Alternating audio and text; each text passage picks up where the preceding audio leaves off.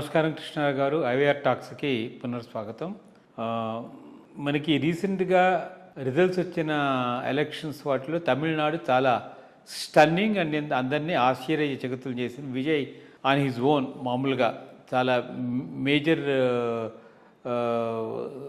ఇది సీటు సంపాదించి on his own మీరు చిన్న చిన్న వాళ్ళ చేత తీసుకుని గవర్నమెంట్ని ఎస్టాబ్లిష్ చేశారు. బట్ ఆయన ఎలక్షన్ దీంట్లో చాలా మటుకు మిగిలిన వాళ్ళలాగే ఈ ఫ్రెబీస్ ఉచితాల గురించి అంతా చెప్పడంలో 1 by 1 చేసుకుంటూ వస్తున్నారు. మొన్న రీసెంట్గా లాస్ట్ వీకు ఆడవాళ్ళకి ఉచిత ప్రయాణం బస్సుల్లో, తర్వాత 3 గ్యాస్ సిలిండర్లు ఫ్రీగా ఇవ్వడం, ఈ రెండింటిని కూడాను ఆయన చేశారు.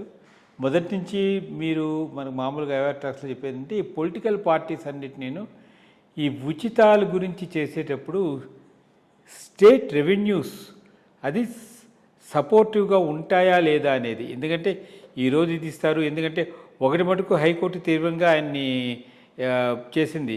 ఎక్కడైతే ఆయన ర్యాలీలో కొంతమంది అయితే దెబ్బతిన్నారో వాళ్ళకి కారుణ్యం బేసిస్ మీద ఇస్తానంటే ఇలాంటివన్నీ ఇవ్వడానికి వీల్లేదని చెప్పి చాలా నిర్దిష్టంగా చెప్పింది.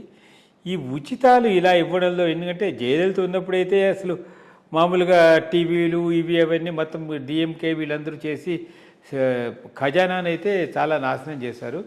ఈ ఉచితాల మీద ఐ థింక్ సుప్రీంకోర్టు కూడా ఇన్వాల్వ్ అయ్యి సుయో మోటో కింద ఏదో చేయకపోతే దేశం ఏ రకంగా వెళ్తుంది అనేది చిన్న ఇదిగా ఉంది.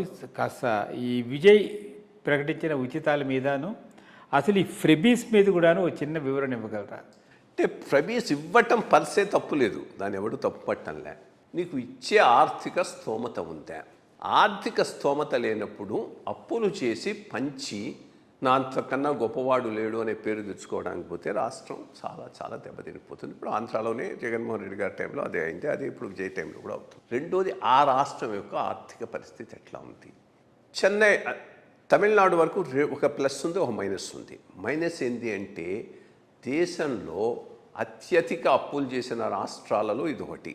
పంజాబు, తమిళనాడు ఇవి హయ్యెస్ట్ దీంట్లో ఉంటాయి. కాబట్టి ఎడిషనల్గా అప్పులు చేయడానికి అవకాశం తక్కువ, చేసినా కానీ తీర్చేటటువంటి ఫిజికల్ స్పేస్ లేదు. కాబట్టి సస్టైనబుల్ లోనింగ్ కాదు, అదొక మేజర్ ప్రాబ్లం తమిళనాడు.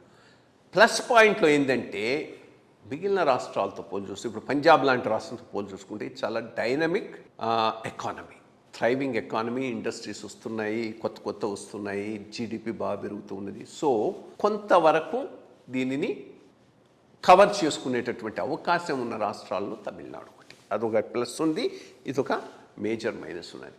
ఏదైనా కానీ పండించి కొత్త కాదు. అవును, నువ్వు అన్నట్టు చేయలేత టైంలో విపరీతంగా ఇవి టీవీలు పంచి, శారీస్ పంచి, వీటన్నిటిని పంచటం అండి.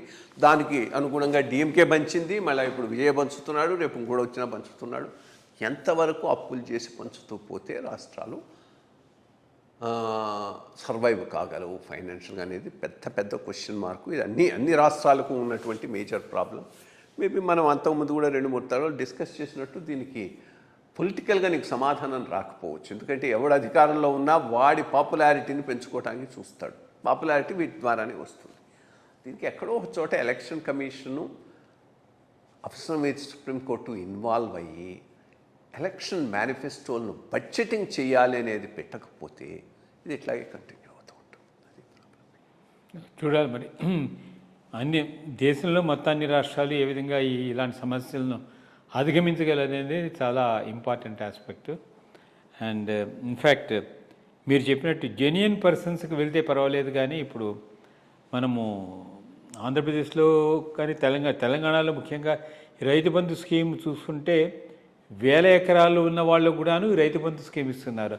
అది ఎంతవరకు సముచితం అనేది ప్రశ్నించాల్సింది ఉంటుంది. సో వీటి మీద ఐ థింక్ తేడతెల్లమైనటువంటి నిర్దిష్టమైనటువంటి ఒక ప్రణాళిక లేకపోతే భవిష్యత్తులో అందరికీ అది మంచి జరగదు.